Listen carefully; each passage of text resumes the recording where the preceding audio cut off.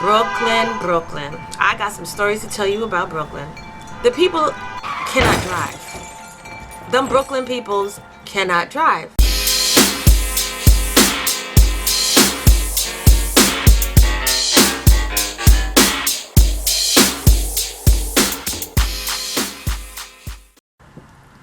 Welcome YouTube, this is the Velvet Locks again on this Vlogmas StoryTime.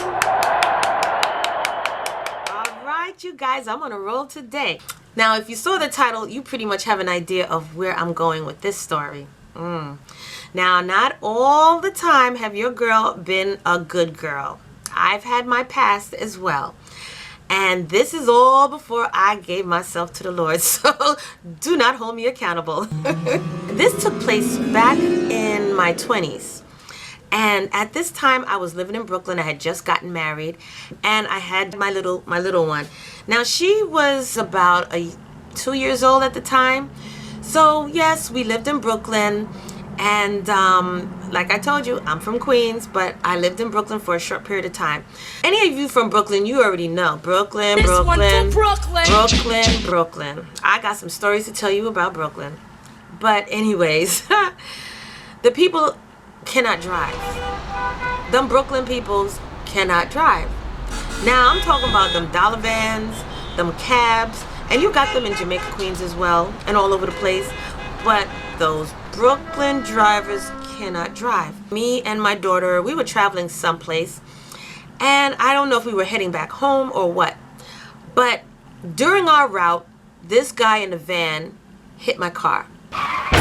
Now at that time I had this little Grand Am, and it was brand new at the time when I bought it, when I got it, so it was fresh, it was hot, it had a nice booming system in it, and I was rocking.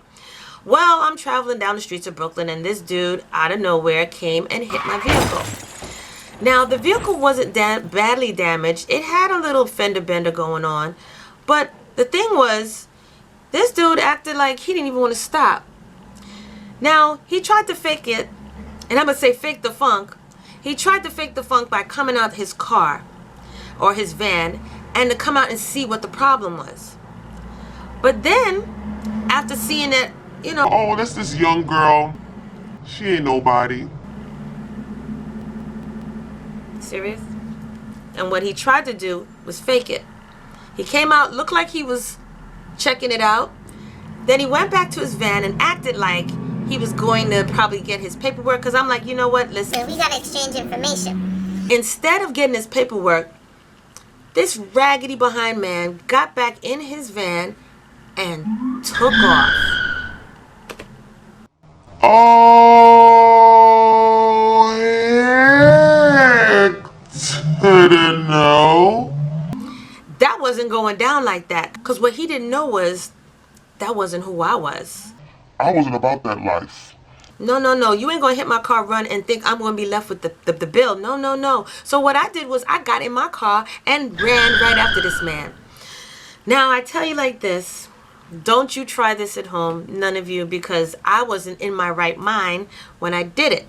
And I say that because once somebody kind of threatens me or try to come at me in a disrespectful manner, like I mentioned in another Storytime video, there's just something that just clicks. Now, it snapped that day because he got back in his car and he jetted. So I got in my car and I jetted after him too. Now, this man took me on a journey that night. I mean, he took me through the streets of Brooklyn. Okay? He took me up some one-way streets. He went down some wrong streets. He broke some traffic lights. He didn't stop at the stop signs. He did it all. He did it all at a high speed. Well, you know what? He didn't know I was a tomboy back in my other life, and I took it with him. I did that too. I was up in his tail the whole time.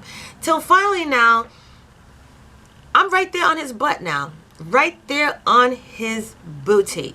Till finally he stops again. Now he gets out. He tries to come and approach my car. I get out, and I'm trying to tell him, listen, I need your license, your registration, your information, because we got to exchange information.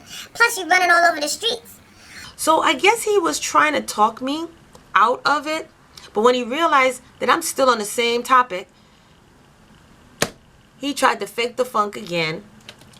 And he got back in his van and took off. Back down the streets of Brooklyn again. Now, mind you, he was not getting away for nothing. I mean, I'm a road dog. Believe me when I tell you, I can hang with the best of the best men when it comes to driving. And I wasn't about to let this man leave as far as get away. So we took flight again. Now, he's doing it all. He's doing the most. He's going, like I said, he's breaking the lights, breaking the stoplights, breaking the stop signs, going down one-way streets, going up in wrong streets. I mean, everything.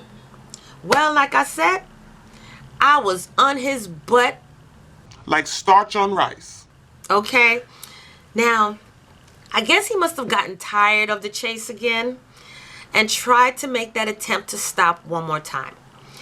So, of course, now he pulls over. This time it's in a residential neighborhood of Brooklyn. I couldn't even tell you what time of the night it was because I was chasing this man for at least an hour. So finally now he stops again and he gets out the vehicle. Now I jump out the vehicle as well. And he's like, Listen, how much will it cost to fix your car? so I'm like, I have no idea. so what he tried to do was try to give me that brush over. All right, I'll give you $100 and that's it. I said, No. You're going to give me your license and registration, and we're going to exchange information, and we're going to, do it that way. So he's like, Listen, I have money. I can pay for it. I can pay for your damages. So, I said, Okay, that's good. so he's like, okay, all right. So when he stopped now, there was a dude already standing outside, and then he starts talking to the dude. Now, turns out they're from the same country because they start talking in their language. I don't know what it was that they were talking. So they start talking into their language, and somehow or another, he must have convinced the guy to hold his money while he go and make a call or whatever. I don't know why or where he was going, but he gave the guy his money, and the van was still there. So during the time when he left, I'm like, okay, fine now. All right, I got to get it to a phone because I didn't have a cell phone. Cell phones weren't popular back then. Only rich people had cell phones, and I think pagers were out then, beepers. So that goes to show you how long ago this was. Finally, now I saw this little boy, and I said, Can you go inside and call the police? Tell your mother or father to call the police. and the little boy took off. He called the police. They called the police. I waited and waited and waited and waited. Time went by. I'm waiting for the police. Time went by. Now, finally, the man who I've been chasing all night decided to come back. But the man who he gave the money to disappeared. So the man come back now, and he's like, Where's the man that was standing here? I was like, I don't know where he went. he said, What do you mean? Oh my gosh. The man leave with my money. now he wasn't Jamaican, but okay. The man leave with my money. This is how he's talking. He's hysterical. He's going crazy. Oh my gosh. The man leave with my money. Oh my gosh. He's looking all over the place now. So first he said the man left with your money, and I said, No. He didn't leave with my money. That was your money. Because I sure enough didn't take no money from you to settle on none of this. So he left with your money. so he was all hysterical, going crazy. So just in time, the police rolls up. OMG.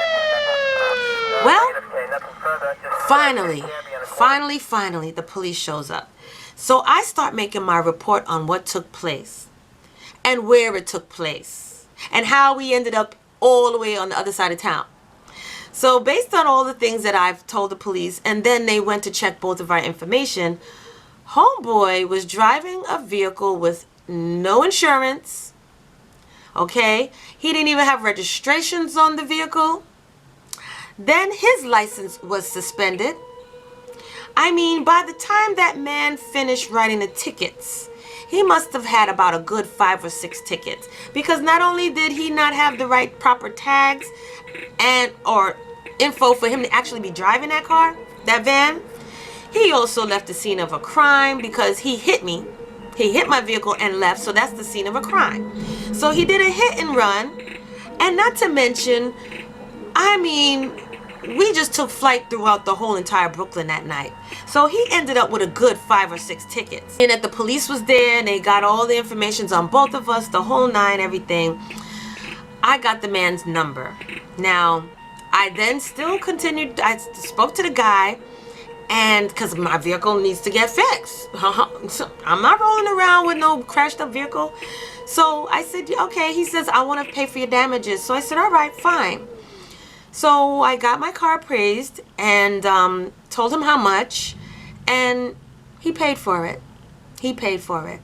Like I said, it was just a little fender bender, but I wasn't about to let this dude think he was getting away with it because he saw I was a young female and thought that he can just take flight and do as he pleased and shake me off.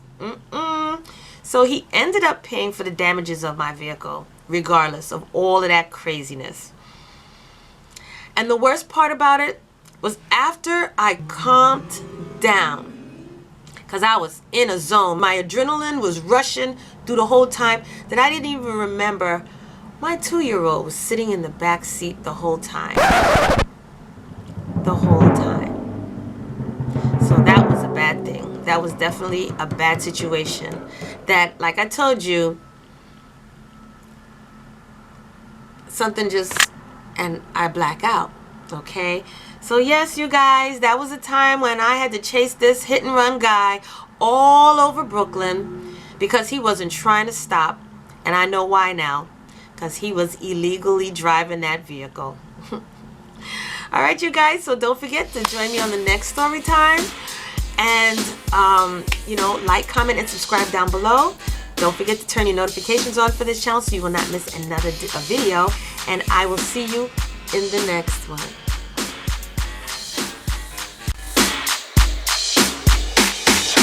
Once upon a time not long ago, when people wore pajamas and lived life slow, where laws were stern and justice stood, and people were behaving like they ought to good, there lived a little boy who was misled by a